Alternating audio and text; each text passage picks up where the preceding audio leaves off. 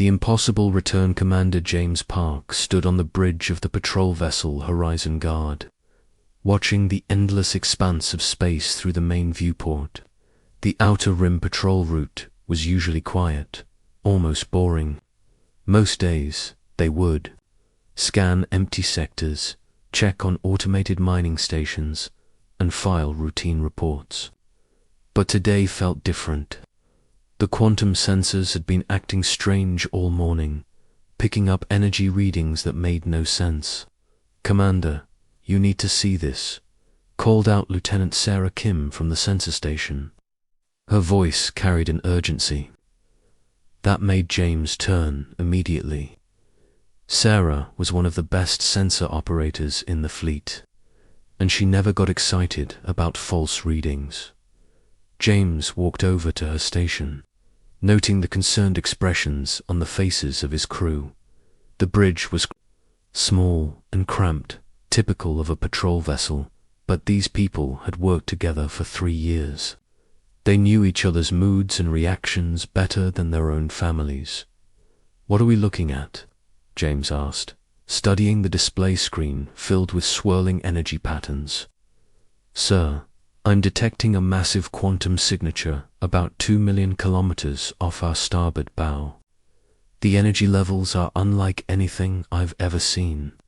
It's like space itself is bending around something huge." James frowned. Quantum signatures were rare and usually associated with experimental drives or alien technology. Human ships used fusion drives for normal travel and quantum tunneling for long-distance jumps, but nothing that would create readings like this. "Could it be a malfunction in our sensors?" he asked, though he already knew Sarah would have checked that first. "Negative, sir. I've run full diagnostics twice. The readings are real, and they're getting stronger. Whatever is causing this is moving toward us." The ship's communication officer, Lieutenant David Chen, looked up from his station. "Commander, I'm receiving a transmission on emergency frequencies. It's very weak and breaking up."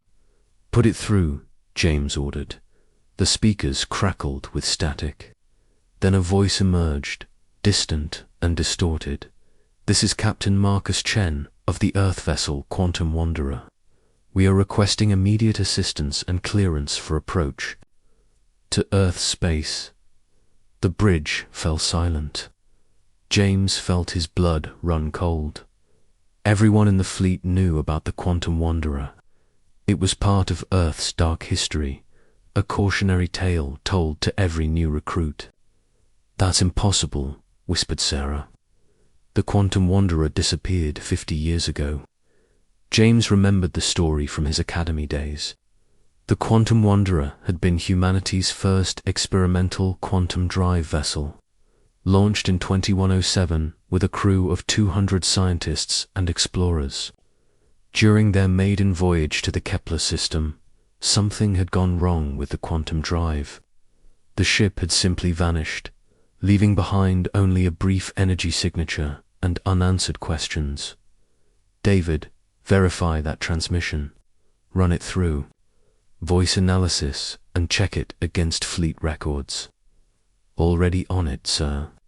The voice patterns match Captain Marcus Chen's recorded messages from 50 years ago.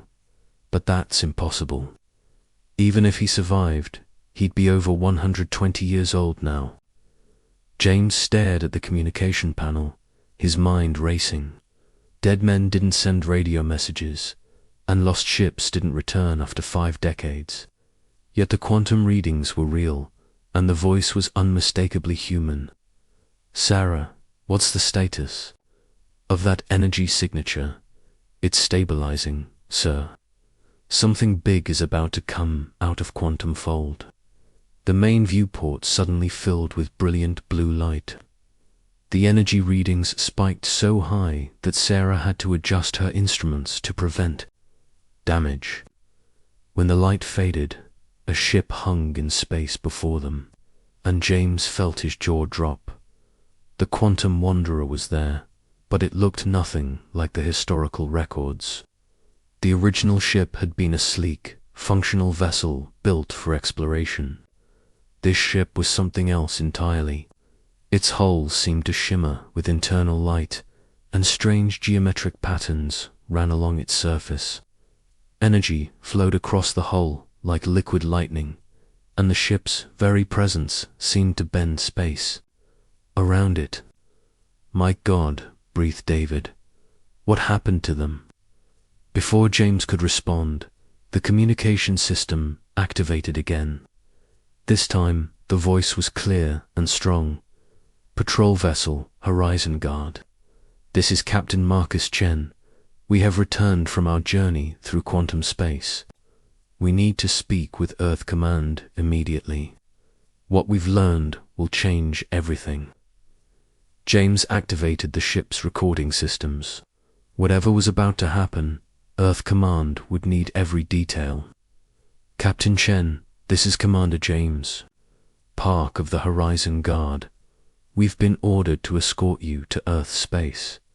What is your current status?" "Commander Park, we are different than when we left. The quantum dimensions have changed us, changed our ship.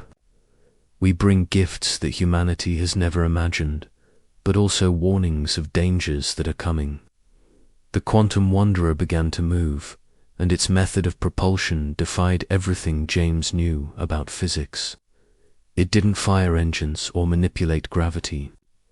Instead, it seemed to fold space around itself, sliding through dimensions that shouldn't exist. "Sarah, are you recording all of this?" "Yes, sir. But the energy readings are off the charts. Their ship is somehow existing in multiple dimensions simultaneously. I don't understand how that's possible." James activated the ship's quantum communication array and sent an emergency message to Earth Command. Admiral Sarah Rodriguez would need to know about this immediately. The message would take 6 hours to reach Earth, but James marked it as Priority Alpha, the highest classification in the fleet.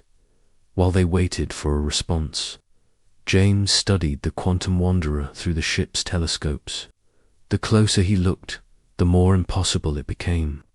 The ship's hull was covered in symbols that seemed to shift and change as he watched. Energy patterns flowed across its surface like living things, and occasionally he could see glimpses of what looked like other ships or structures surrounding it, as if it existed in multiple realities at once. "Captain Chen," James called over the communication system. "Can you explain what happened to you during your journey?" The reply came immediately, as if Captain Chen had been waiting for the question. "Commander, we encountered something in quantum space that humanity was never meant to find. We discovered that our universe is just one layer of reality, and there are others stacked like sheets of paper.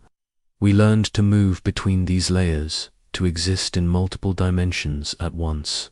The science behind what you're describing is beyond our current understanding," James replied carefully.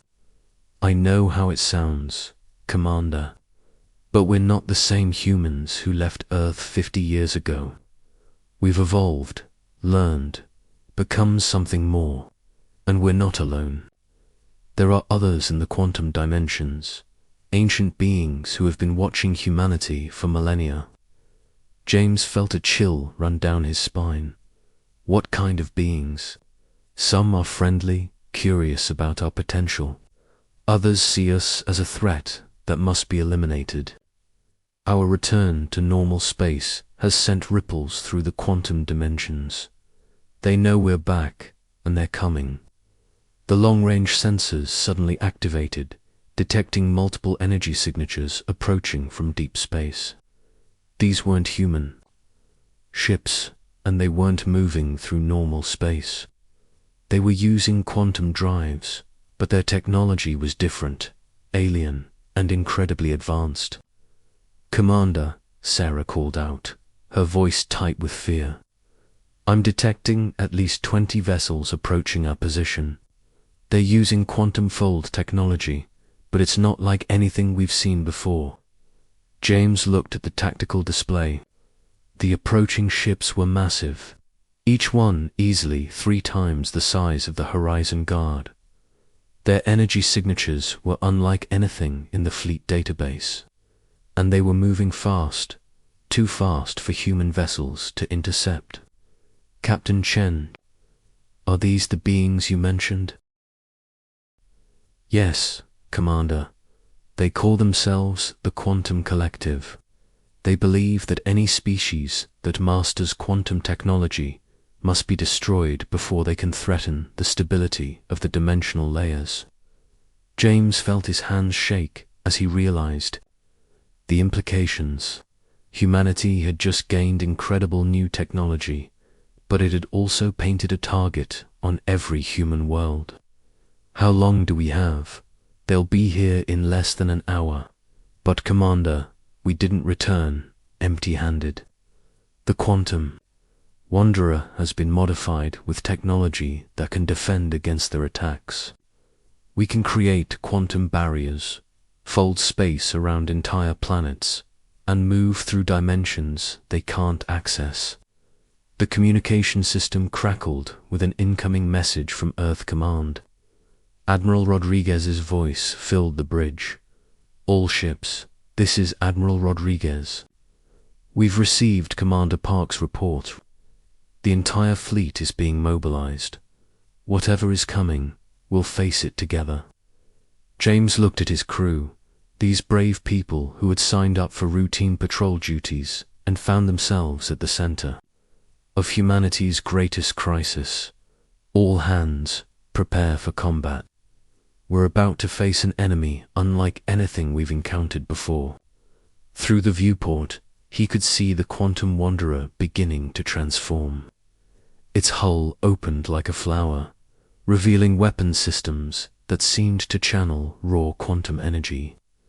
The ship's very presence in space was creating ripples in reality, and James realized that humanity's lost explorers had returned not just as survivors, but as something far more powerful. The first alien vessels began to emerge from Quantum Fold, their dark hulls bristling with weapons. But as they appeared, James saw something that filled him with hope. The Quantum Wanderer wasn't alone.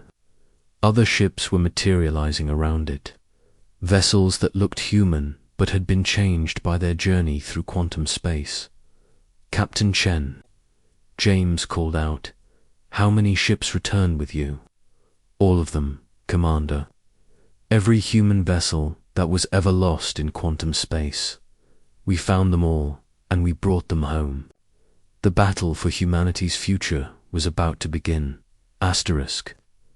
The quantum revolution, the first shots fired in the battle, were unlike anything James had ever seen. The alien vessels of the Quantum Collective unleashed beams of pure dimensional energy that could tear holes in reality itself. But the Quantum Wanderer and its companion ships responded with weapons that seemed to bend the laws of physics. All human vessels, this is Admiral Rodriguez, came the voice over the communication system. The Earth Defense Fleet is 3 hours out. Hold the line until we arrive. James watched in amazement as the returned human ships fought with impossible precision.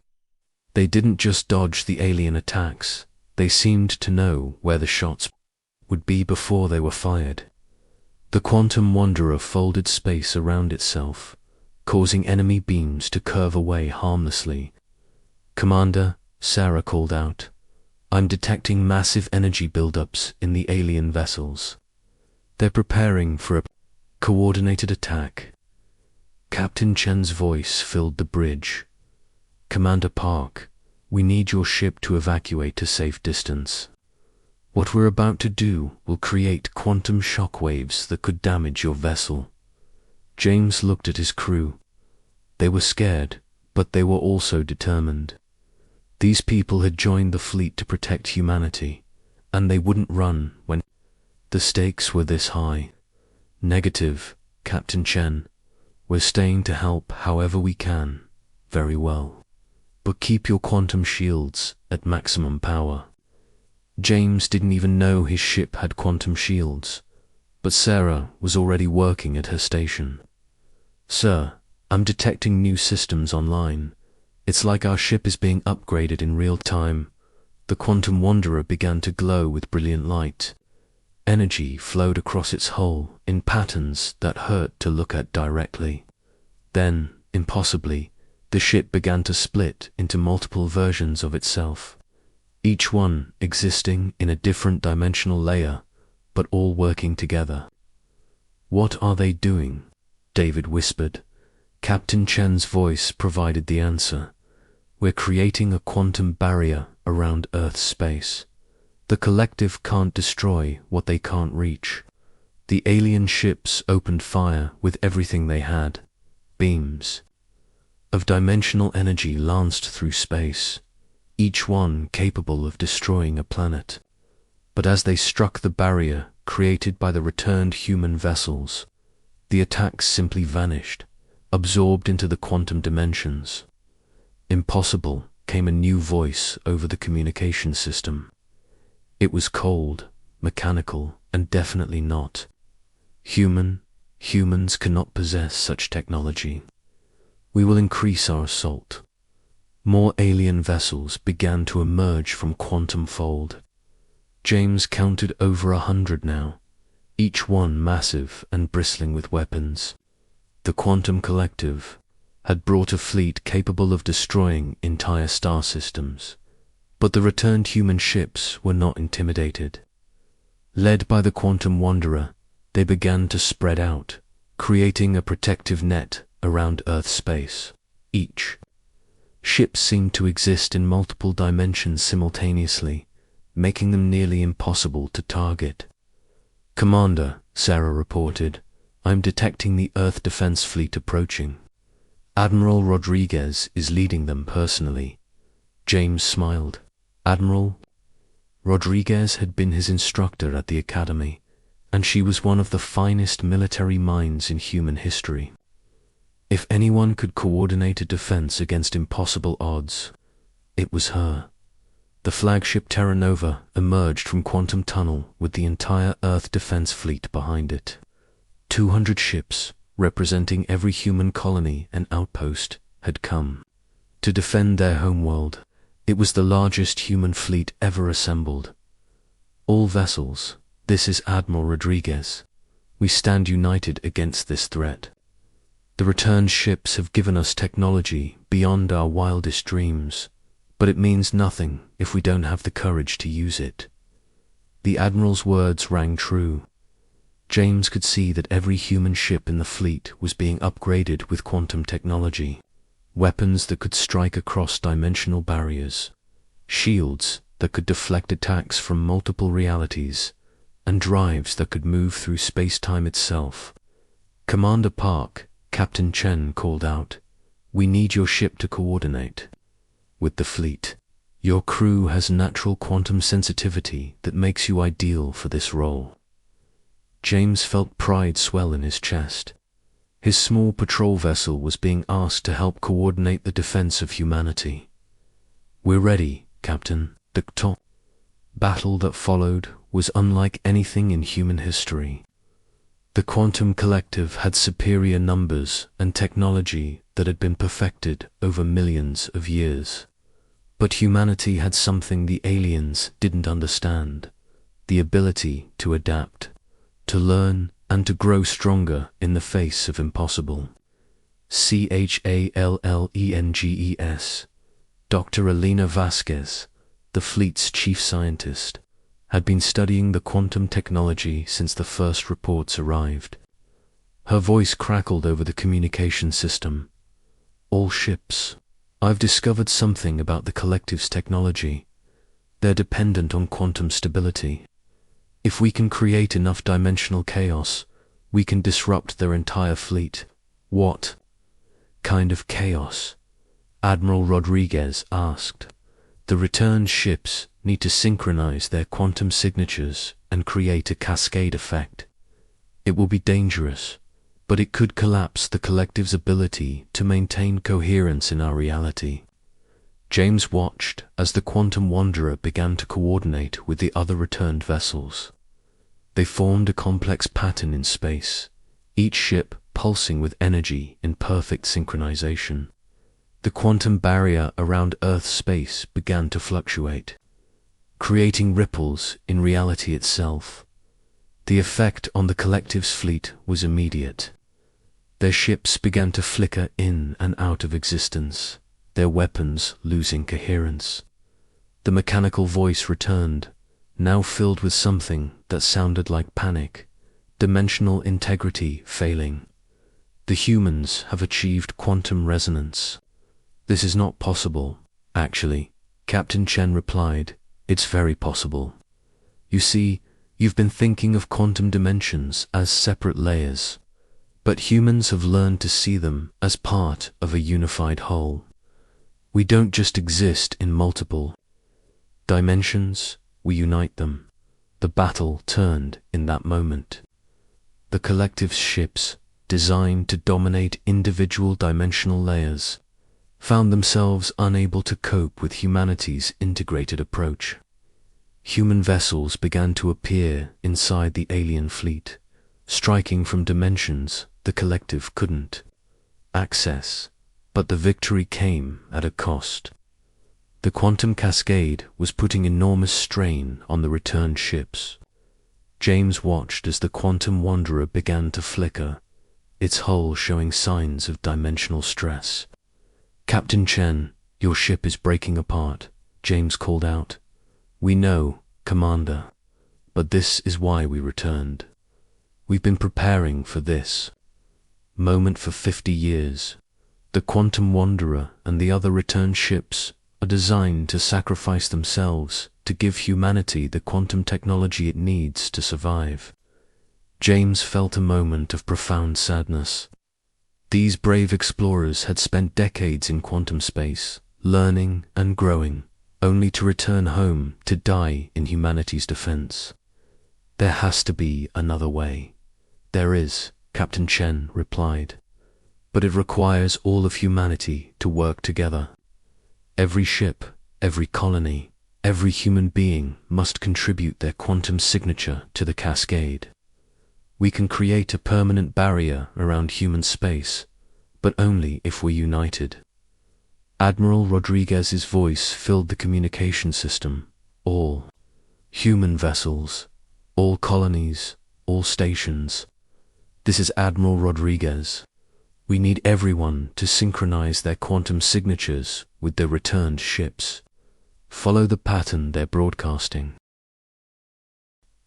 We know, Commander, but this is why we returned. We've been preparing for this moment for 50 years. The Quantum Wanderer and the other returned ships are designed to sacrifice themselves to give humanity the quantum technology it needs to survive. James felt a moment of profound sadness.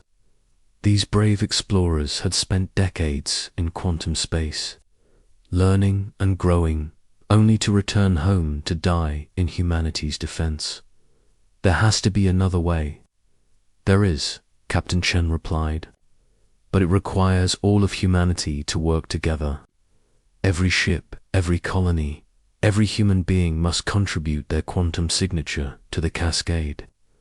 We can create a permanent barrier around human space, but only if we're united. Admiral Rodriguez's voice filled the communication system. All human vessels, all colonies, all stations. This is Admiral Rodriguez. We need everyone to synchronize their quantum signatures with the returned ships. Follow the pattern they're broadcasting. What happened next was the most beautiful thing James had ever witnessed.